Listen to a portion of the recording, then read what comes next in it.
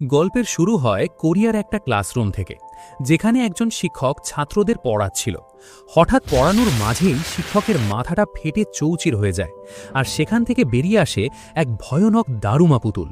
পুতুলটি নিজের ঘাড় ঘুরিয়ে একটি অদ্ভুত গান গাইতে শুরু করে। গান শেষ করে যেই সে পেছন ফেরে, সামনে দাঁড়ানো একটি ছেলে সামান্য নড়াচড়া করতেই পুতুলটি তার মাথা ফাটিয়ে দেয়। মাথা ফেটে ছেলেটির শরীর থেকে লাল রঙের ছোট ছোট মার্বেলের মতো রক্ত ছিটকে পড়ে।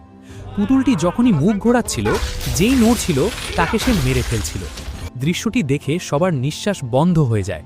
আতঙ্কে দুজন ছেলে দরজার দিকে দৌড় লাগায়, কিন্তু পুতুল তাদের দেখে ফেলে আর মুহূর্তেই তাদের মাথা উড়িয়ে দেয়। পুতুলটি অন্যদিকে ঘুরতেই সুকে নামের এক ছাত্র তার পেছনে একটি লাল বোতাম দেখতে পায়।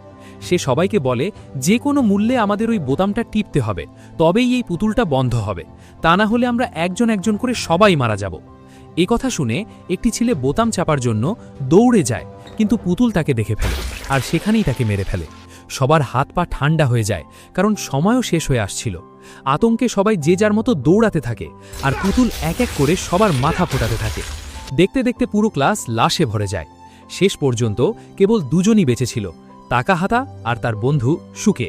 কিন্তু হাতে সময় ছিল মাত্র ৩৫ সেকেন্ড। সুকে বলে, তাকাহাতা, তুই আমার পিঠের ওপর দিয়ে লাফিয়ে তাড়াতাড়ি বোতামটা টিপে দে। তাকাহাতা প্রথমে রাজি হচ্ছিল না, কিন্তু সময় যখন মাত্র ৫ সেকেন্ড বাকি ছিল, বাধ্য হয়ে সে সুখের ওপর দিয়ে লাফিয়ে গিয়ে বোতামটি চেপে দেয়। ভাগ্যক্রমে পুতুলটি বন্ধ হয়ে যায়। সুখে আনন্দে আত্মহারা হয়ে ওঠে, কিন্তু ঠিক তখনই পুতুলটি শেষবারের মতো চালু হয়ে যায় আর হঠাৎ সুখের মাথাও ফাটিয়ে দেয়। পুতুলটি তাকাহাতাকে বলে, বোতাম তুমি চেপেছ, তাই বিজয়ী কেবল তুমিই। চারপাশের লাশের পাহাড় দেখে তাকাহাতা স্তব্ধ হয়ে দাঁড়িয়ে থাকে। ঠিক তখনই সেখানে হাজির হয় তার বান্ধবী ইচিকা। সে ভয়ে থরথর করে কাঁপছিল। ইচিকা বলে, আমার ক্লাসের সব বন্ধু মারা গেছে, আমি বোতামটা টিপেছিলাম, তাও পুতুলটা শুধু আমাকে বাঁচিয়ে বাকি সবাইকে মেরে ফেলেছে। তাকাহাতা সঙ্গে সঙ্গে পুলিশকে ফোন করার জন্য মোবাইল বের করে, কিন্তু ফোনে কোনো সিগন্যাল ছিল না। বাধ্য হয় তারা দুজন প্রাণ বাঁচাতে সেখান থেকে দৌড়ে পালায়। ক্লাসের বাইরে গিয়ে দরজা খোলার চেষ্টা করে, কিন্তু সব দরজা আগেই বন্ধ হয়ে গিয়েছিল। তাকাহাতা একটা গ্যাস সিলিন্ডার তুলে দরজা ভাঙার চেষ্টা করে, কিন্তু দরজাটা ছিল ভীষণ শক্ত। কোনো উপায় না দেখে তারা ওপরের দিকে দৌড়াতে থাকে আর সোজা একটি ইনডোর প্লেগ্রাউন্ডে গিয়ে পৌঁছায়। তারা মাঠে ঢোকা মাত্রই পেছনের বিশাল দরজা বন্ধ হয়ে যায়, অর্থাৎ এই বিপজ্জনক গেম না খেলে তাদের বের হওয়ার আর কোনো পথ ছিল না। মাঠে বড় বড় অক্ষরে লেখা ছিল, খেলা জিততে হলে বিড়ালের গলায় ঘণ্টা মারতে হবে।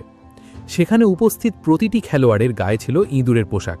এই খেলার লিডার দড়ি তাকাহাতা আর ইচিকাকে সেই পোশাক পরতে বলে, কারণ এখন তারা ওই খেলার অংশ। ঠিক তখনই চারপাশের মাটি জোর জোর কাঁপতে শুরু করে, আর নিচ থেকে বেরিয়ে আসে বিশাল এক রাক্ষসে বিড়াল। বিড়ালকে দেখে সবার চোখ কপালে উঠে যায়। বিড়ালটি মুহূর্তের মধ্যে এক খেলোয়াড়কে গিলে ফেলে। এই দৃশ্য দেখে সবাই প্রাণের ভয়ে যে যার মতো ছুটতে থাকে, কিন্তু বিড়াল একে একে সবাইকে গিলে খাচ্ছিল। ঠিক তখনই তাকাহাতার নজর পড়ে মাটিতে গড়িয়ে যাওয়া একটি ঘণ্টার ওপর, যার গায়ে টাইমার চলছিল। তাকাহাতা লক্ষ্য করে বিড়ালের গলায় একটি বাস্কেটবল রিং ঝুলছে। সে সঙ্গে সঙ্গে বুঝে যায় গেম থামাতে হলে এই ঘণ্টা ওই রিংয়ের ভেতর গলাতে হবে। সে তাড়াতাড়ি সবাইকে কথাটা জানায়। তখনই তাদের দলের সবচেয়ে দক্ষ প্লেয়ার এক লাফে ঘণ্টাটি সোজা রিংয়ের দিকে ছুঁড়ে মারে, কিন্তু চালাক বিড়াল তা আটকে দেয় আর সেই ঘণ্টা দিয়ে ছেলেটিকে সজোরে আঘাত করে। ছেলেটি দেয়ালে গিয়ে ধাক্কা খায় আর সঙ্গে ওখানেই মারা যায়। চারপাশে হুড়োহুড়ি পড়ে যায়। বিড়াল সবাইকে পিষে মারতেছিল। তাকাহাতা খেয়াল করে বিড়াল কেবল তাদেরকে আক্রমণ করছে যাদের গায়ে ওই ইঁদুরের পোশাকটা রয়েছে। সে চেঁচিয়ে সবাইকে পোশাক খুলে ফেলতে বলে। সবাই কোনো মতে পোশাক খুলে ফেলতেই বিড়ালটি থামে। সবাই ভেবেছিল এবার হয়তো রক্ষা পাওয়া গেল, কিন্তু আচমকা বিড়ালটি একটি মেয়েকে আস্ত গিলে ফেলে। তা দেখে সবার পায়ের তলার মাটি সরে যায়। পালাতে গিয়ে ইচিকা মাটিতে পড়ে যায় আর বিড়ালটি একদম তার মাথার উপর চলে আসে। সে ইচিকাকে গিলে ফেলতেই যাচ্ছিল, ঠিক তখনই তাকাহাতা আবার ইঁদুরের পোশাকটি পরে বিড়ালের ধ্যান সরিয়ে দেয়। বিড়ালটি তাকে পিষে ফেলার চেষ্টা করে, কিন্তু তাকাহাতা কোনো মতে বেঁচে যায়। হঠাৎ বিড়ালের লেজের একটি তীব্র আঘাতে তাকাহাতা ছিটকে অনেক দূরে গিয়ে পড়ে। ঠিক তখনই তাকাহাতা বিড়ালের আওয়াজ শুনতে পায়। বিড়ালটি বলছিল, আমার পিঠে বড্ড চুলকাচ্ছে, তাই শান্তিতে ঘুমোতে পারছি না। তাকাহাতা অবাক হয়ে ভাবে, একটা বিড়াল কথা বলছে কিভাবে। সে অমনি মাথার ইঁদুরের টুপিটি খুলে ফেলে। সঙ্গে সঙ্গে বিড়ালের গলার আওয়াজ বন্ধ হয়ে যায় আবার টুপিটি পরতেই সে বিড়ালের কথা শুনতে পায়। সে বুঝে যায় এই ইঁদুরের পোশাকের কান দুটোর কারণেই সে বিড়ালের মনের কথা শুনতে পাচ্ছে। কোনো দ্বিধা না করে সে সোজা দৌড়ে গিয়ে বিড়ালটার পিঠে উঠে পড়ে এবং তার চুলকানি চুলকে দিতে শুরু করে। এতে বিড়ালটি বেশ আরাম পায় এবং তাকে আরও জোরে চুলকে দিতে বলে। কথাটা শুনে তাকাহাতা বাকি সবাইকে বিড়ালটির পিঠ চুলকে দিতে বলে। তা দেখে অন্য সব বন্ধুরাও বিড়ালটির পিঠে চড়ে বসে এবং হাত ও মোছার ওয়াইপার দিয়ে জোরসে চুলকাতে শুরু করে। আরামে বিড়ালটি ওখানেই ঘুমে ঢলে পড়ে। এই সুযোগ কাজে লাগিয়ে তাকাহাতা ঘণ্টাটি তুলে নিয়ে রিমের ভেতর বাস্কেট করতে যায়, কিন্তু ঠিক তখনই গেমের লিডার এসে তাকে আটকে দেয় এবং বলে, তুমি যদি এই ঘণ্টাটা ফেলে দাও তবে শুধু তুমিই জিতবে আর আমরা বাকি সবাই মারা পড়ব, ঠিক যেমনটা সেই পুতুলটা সবাইকে মেরে ফেলেছিল। তাকাহাতা তার কথা মানতে রাজি হয় না, ফলে দুজনের মধ্যে ধস্তাধস্তি শুরু হয়ে যায়। তাদের এই হট্টগোলে বিড়ালটির ঘুম ভেঙে যায়। চোখ খুলেই সে তার ধারালো নখ দিয়ে সেখানে দাঁড়িয়ে থাকা দুজন খেলোয়াড়কে কেটে দুটুকরো করে ফেলে। তা দেখে তাকাহাতার হুঁশ উড়ে যায়। ঠিক তখনই তাকাহাতার নজরে পড়ে সামনে পড়ে থাকা একটি বল। তাকাহাতা আর ইচিকা ঘণ্টা আর বলটি তুলে নিয়ে একটি ঘরের ভেতর দৌড়ে পালায়। তারা দ্রুত বল আর ঘণ্টাটিকে আলাদা কাপড়ে পেঁচিয়ে বাইরে নিয়ে আসে এবং বিড়ালটির দিকে দৌড়াতে থাকে। বিড়ালটি বুঝতে পারছিল না ঘণ্টাটি আসলে কার কাছে আছে। হঠাৎ দৌড়ানোর সময় তাকাহাতার হাতের বলটির কাপড় সরে যায় এবং বিড়ালটি তা দেখে ফেলে। বিড়াল ভেবে নেয় আসল ঘণ্টাটি হয়তো ইচিকার কাছে আছে, তাই সে ইচিকাকে আক্রমণ করে তার হাতের বলটি দূরে ছুঁড়ে ফেলে। কিন্তু আসল চালটা ছিল অন্য জায়গায়। ইচিকার কাছে ছিল সাধারণ বল, আর আসল ঘণ্টাটি তাকাহাতা লুকিয়ে রেখেছিল বলের পেঁচানো কাপড়ের টুকরোগুলোর ভেতর। তাকাহাতা ঘণ্টাটি সোজা রিমের দিকে ছুঁড়ে মারে, কিন্তু দুর্ভাগ্যবশত ঘণ্টাটি রিমের ভেতর ঢোকে না। দৃশ্যটি দেখে তাকাহাতা ভেতর থেকে ভেঙে পড়ে, কারণ গেম শেষ হতে মাত্র 2 সেকেন্ড বাকি ছিল আর তাদের মৃত্যু ছিল নিশ্চিত।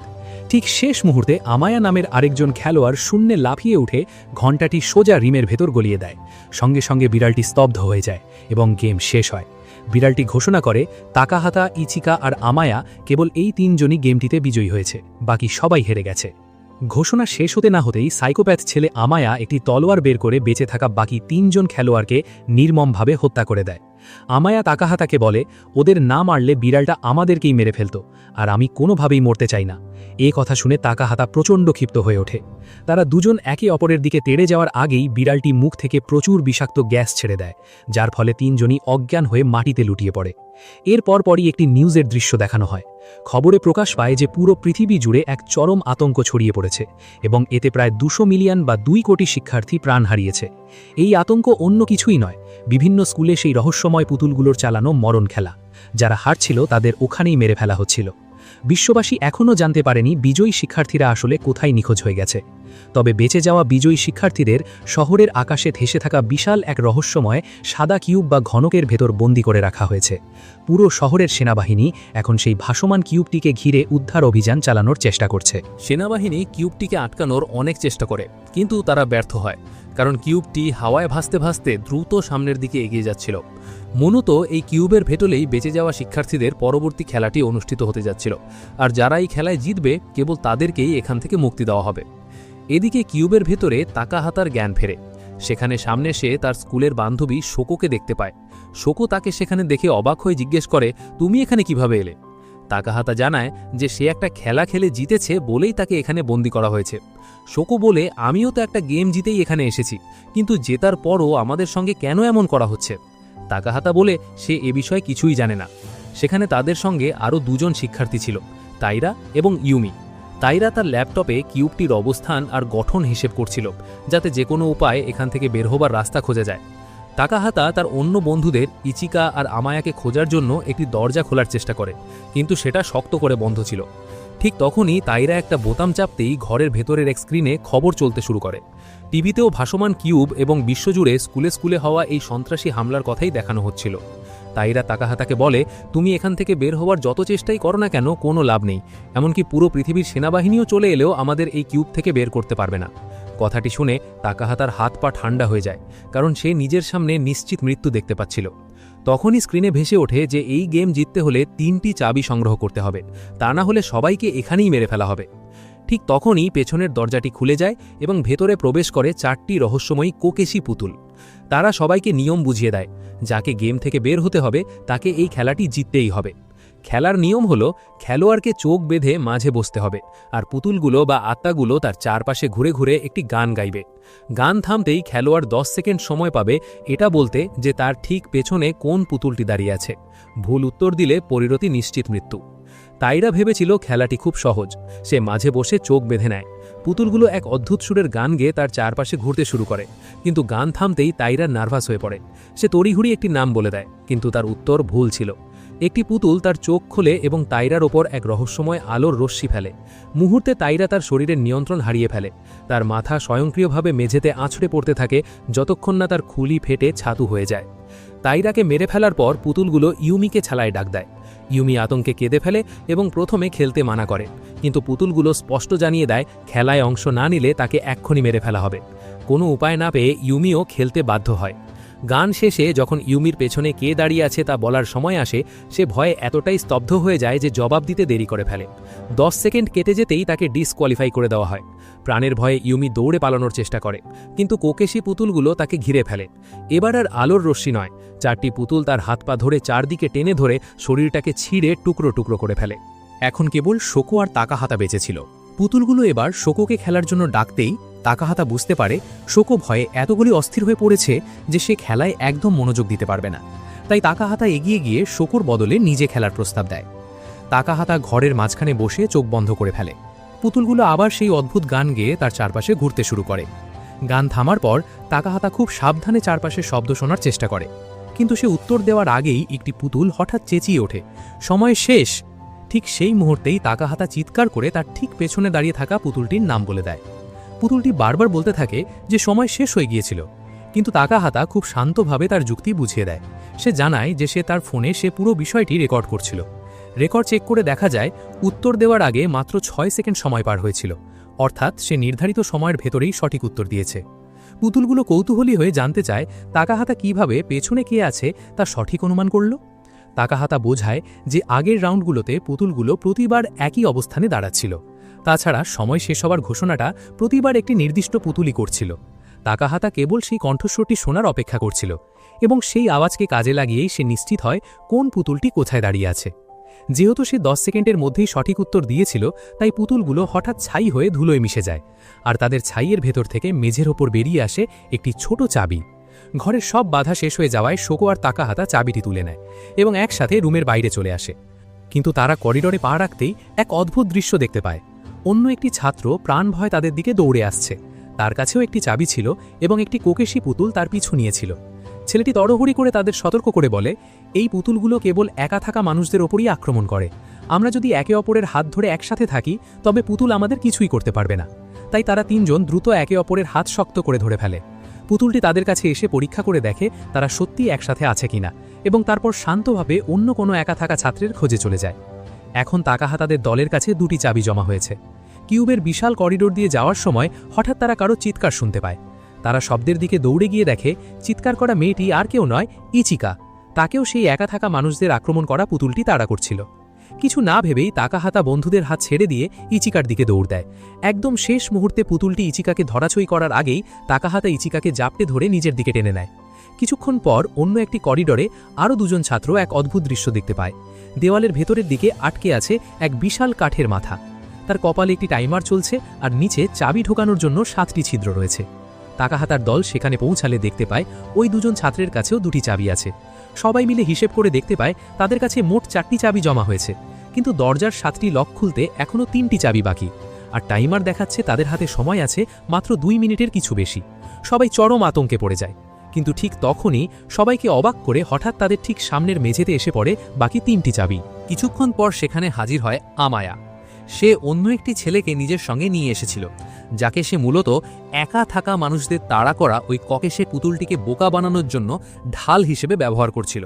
অবশেষে তাদের সবার কাছে 7টি চাবি জমা হয়ে যায়, কিন্তু সামনের দিকে এগোনোর আগেই আমায়া ওই অসহায় ছেলেটিকে জঞ্জালের মতো একপাশে ছুঁড়ে ফেলে দেয়।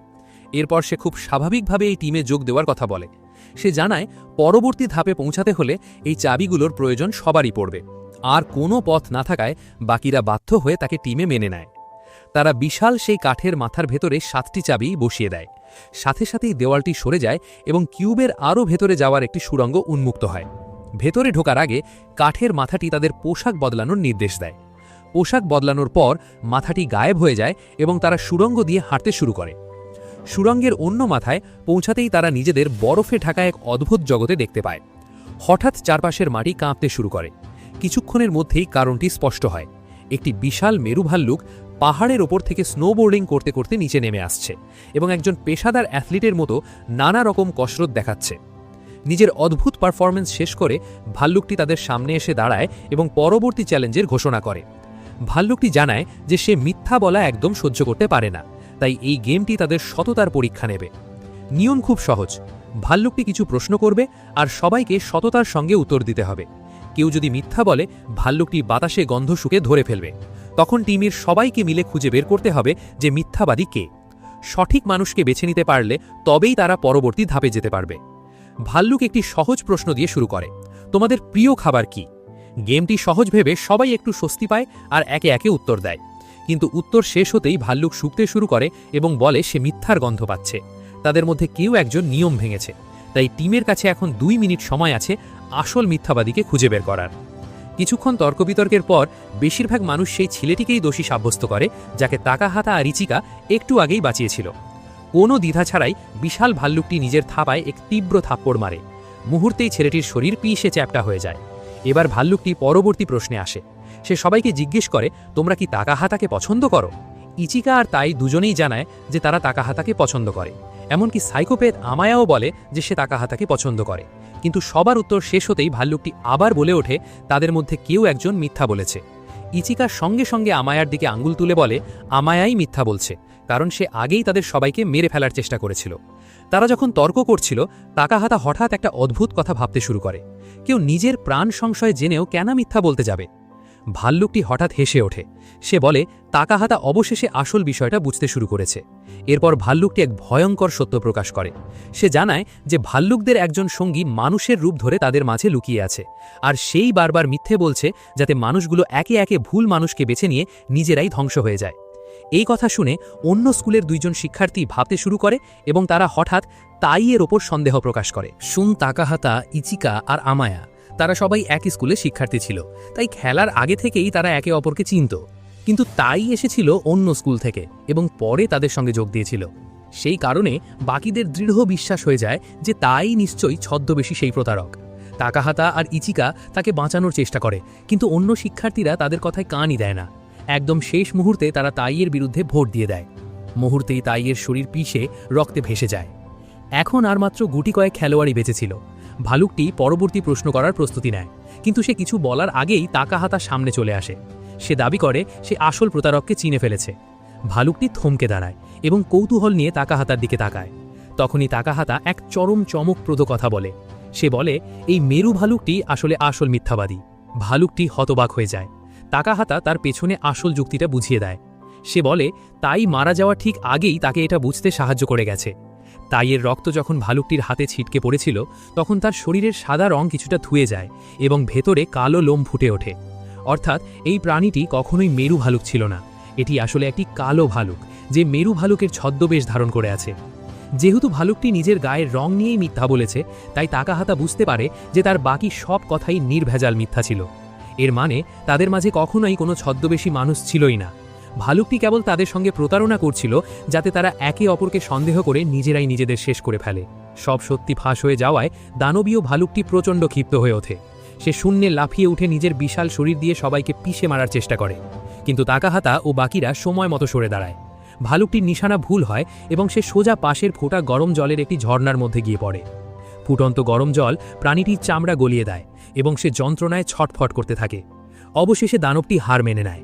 গায়েব হয়ে যাওয়ার আগে সে বিজয়ী সদস্যদের জানিয়ে দিয়ে যায় যে পরবর্তী চ্যালেঞ্জের জন্য তাদের কোথায় যেতে হবে। শীঘ্রই তাকাহাতা, ইচিকা আর আমায়া নতুন একটি জায়গায় পৌঁছে যায়। সেখানে কয়েকটি অদ্ভুত পুতুল তাদের স্বাগত জানায়। পুতুলগুলো ঘোষণা করে যে এবার চূড়ান্ত খেলা শুরু হবে। এই খেলাটির নাম কিক দ্য ক্যান, যা আমাদের লুকোচুরি খেলারই এক ভয়ঙ্কর রূপ। পুতুলগুলো নিয়ম বুঝিয়ে দেয়। একজন খেলোয়াড়কে খোঁজার দায়িত্বপ্রাপ্ত ব্যক্তি হিসাবে বেছে নেওয়া হবে। খেলা শুরু হওয়ার আগে আকুমাকে উঁচুতে রাখা একটি ক্যান নামিয়ে এনে মাটিতে আঁকা একটি বৃত্তের ঠিক মাঝখানে রাখতে হবে। আকুমা যখন এই কাজটি করবে, ততক্ষণে বাকিদের দ্রুত কোথাও লুকিয়ে পড়তে হবে। সূর্য ডোবা পর্যন্ত লুকিয়ে থাকতে পারলে লুকিয়ে থাকা খেলোয়াড়েরা জিতে যাবে। কিন্তু আকুমাও জিততে পারে। সে যদি কাউকে খুঁজে পায় তবে তার নাম ডেকে উঠে ওই ক্যাম্পটির ওপর পা রাখতে হবে। তা করলেই সেই ব্যক্তি বন্দী হয়ে যাবে এবং খেলা শেষ না হওয়া পর্যন্ত জেলে আটকে থাকবে। তবে পুতুলগুলো আরও একটি বিশেষ নিয়ম জানায়। বন্দী খেলোয়াড়দের চাইলে মুক্ত করা সম্ভব। লুকিয়ে থাকা কোনো খেলোয়াড় যদি দৌড়ে এসে মাঝখানের ক্যানটিকে লাথি মারতে পারে তাহলে সব বন্দী সাথে সাথে খালাস পেয়ে যাবে। কিন্তু এই নিয়মের ভেতরেই লুকিয়েছিল এক চরম বিভীষিকা। ক্যানের ভেতরে রাখা ছিল শক্তিশালী বিস্ফোরক। অর্থাৎ যে মানুষটি সবাইকে বাঁচাতে যাবে সে ঠিক সেই মুহূর্তেই মারা পড়বে। সংক্ষেপে বলতে গেলে টার্গেট একদম সহজ। জীবিতদের সূর্যাস্ত পর্যন্ত লুকিয়ে থাকতে হবে, কিন্তু আকুমাকে অন্তত 3 জনকে ধরে জেলে পড়তে হবে এবং শেষ বেঁচে থাকা মানুষটিকে ক্যানটিতে লাথি মারা থেকে আটকাতে হবে। সবকিছু বুঝিয়ে বলার পর পুতুলগুলোর মধ্যে একটি পুতুল তার মুখ থেকে কয়েকটি কাঠের কাঠি বের করে, যাতে লটারি করে ঠিক করা যায় কে আকুমা বা দানব হবে। সবাই উদ্গ্রীব হয়ে অপেক্ষা করে। এরপর লটারির ফল প্রকাশিত হয়। নির্বাচিত খেলোয়াড় আর কেউ নয়, আমায়া। তাদের মধ্যে সবচেয়ে ভয়ঙ্কর ও হিংস্র ছেলেটি। তা দেখে বাকি সবাই ভয়ে জমে যায়। খেলা শুরু হতে যাচ্ছিল, কিন্তু পুতুলগুলো সিগন্যাল দেওয়ার সাথে সাথেই আমায়া আচমকা একটি ছেলেকে ক্যানের দিকে লাথি মেরে পাঠিয়ে দেয় এবং কারো লুকোনোর সময় পাওয়ার আগেই ক্যানটি নিচে ফেলে দেয়। সে ক্যানটি তুলে বৃত্তের ঠিক মাঝখানে রাখে এবং অন্যদের শিকার করা শুরু করে। খুব দ্রুতই সেই অন্য স্কুলের সেই 2 জন ছাত্রকে কাছের একটি লুকানো জায়গায় খুঁজে পেয়ে যায়। তারা 2 জন মিলে তাকে আক্রমণ ও প্রতিরোধ করার চেষ্টা করে, কিন্তু আমায়া তাদের তুলনায় অনেক বেশি শক্তিশালী ছিল। 2 জন মিলেও আমায়ার কাছে সহজে হেরে যায়। আমায়া তাদের ধরে নিয়ে জেলে আটকে ফেলে। খুব কাছেই লুকিয়ে ইচিকা সবকিছু দেখছিল, কিন্তু আমায়া যখন ক্যানের ওপর পা রাখছিল তখন ইচিকা দুর্ঘটনাবশত সামান্য নড়ে ওঠে। আমায়া সঙ্গে সঙ্গে তা খেয়াল করে ফেলে এবং বুঝে যায় ইচিকা কোথায় আছে। সে এটাও অনুমান করে ফেলে যে তাকাহাতাও নিশ্চয়ই আশেপাশেই কোথাও লুকিয়ে আছে। আমায়াকে আসতে দেখে তাকাহাতা দ্রুত একটি ভারী বস্তুর সঙ্গে দড়ি বেঁধে ক্যানের কাছে পৌঁছানোর জন্য নিচে নামতে শুরু করে। এদিকে আমায়া সেই বিল্ডিংয়ের দিকে দৌড়ায় যেখানে সে ইচিকাকে দেখেছিল। সে ভেতরে ঢোকার জন্য দরজায় সজোরে ধাক্কা দিতে থাকে। ইচিকা সঙ্গে সঙ্গে একটি বিষয় বুঝতে পারে, তারা 2 জন যদি একসঙ্গে থাকে তবে 2 জনেই ধরা পড়বে।